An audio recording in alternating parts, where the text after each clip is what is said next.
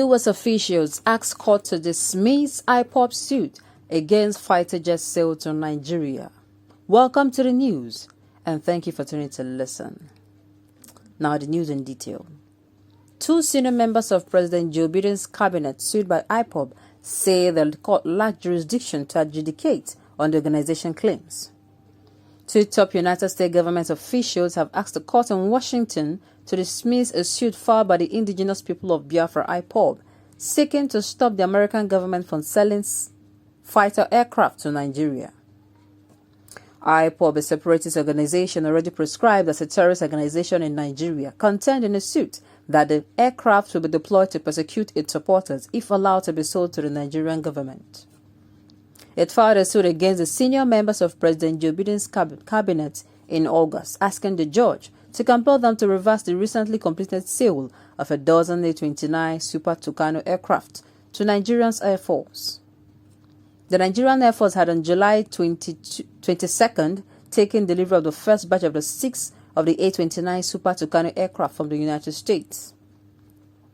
Edward Gapquet, Director of Public Relations and Information, NAF Headquarters, who made the announcement, said the aircraft arrived in Kano.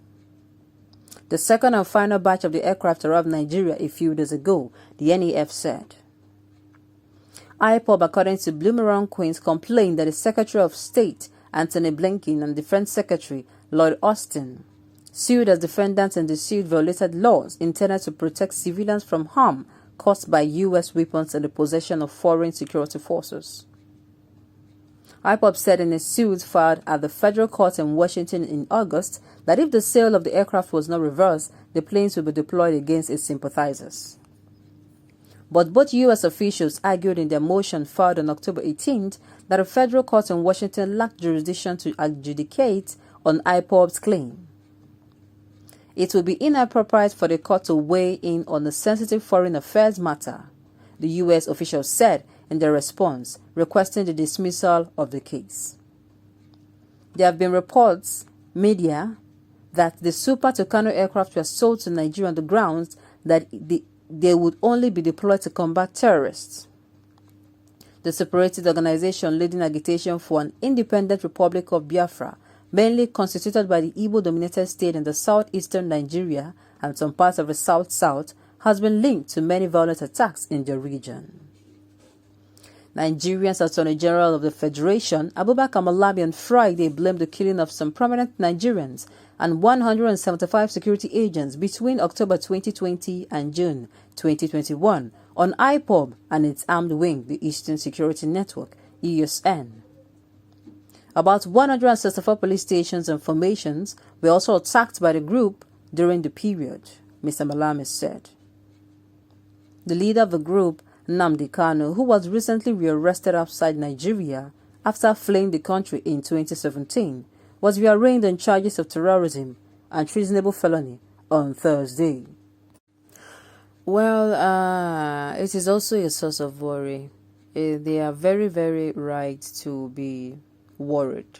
Yes, because unfortunately, in our dear country, Nigeria, freedom fighters and those who want good governance are seen as terrorists, and those who vandalize, who kill, who maim, who rape, who cause loss of lives and property, and give people trauma for the rest of their life. And not only that, also send people to IDP centers are seen as just mere criminals, while the said freedom fighters in Nigeria are their country are referred to as terrorists. So if the federal government say they're bringing in things to fight the said terrorists, voila, it is not so difficult to know. Like, it is a very big source of worry. A very, very big source of worry, though we will hope that this source of worry is not made, how am I going to put it now? It's not founded. Like, let the source of worry be baseless. Because, oh my goodness. Those that were present during the civil war in Nigeria, if you listen to their stories, my goodness, if you listen to their narratives, I tell you, you would not even for one day, you will not for one day wish that there was a repeat. Never. Now I keep asking, why do this government keep, they feel they're still, I do not know if by chance they traveled back to time and think they're still in the military regime. Things are not done this way. For goodness sake, other countries have protesters. Other countries do things. Developing countries and developed countries. Now, we have not had a situation where they brought in, they send military to them to weigh them down so much that it costs loss of lives and properties. We have not had. This is because law exists in these places. There is rule of law. There is rule of law. We have not heard that, during the course of the protest, maybe one or two policemen or one or two personal security operatives, they were harmed or maybe they were killed accidentally and they went and burned down places, houses. We don't hear such news. It only happened in our dear country, Nigeria. So there is this need. There is this need for worry now for the indigenous people of Biafra. Their worry is not baseless. Because this particular government or administration has already called them a terrorist group. Not just them alone. Freedom fighters are saying, in fact, if you are a freedom fighter and you come out and say the government is bad, you're going to be battered. You are going to be beaten black, blue, yellow, black, all different sorts of color. Why? Because you come out and oppose and say that the government is not doing what it's supposed to do. Sadly, it has become our reality in the country.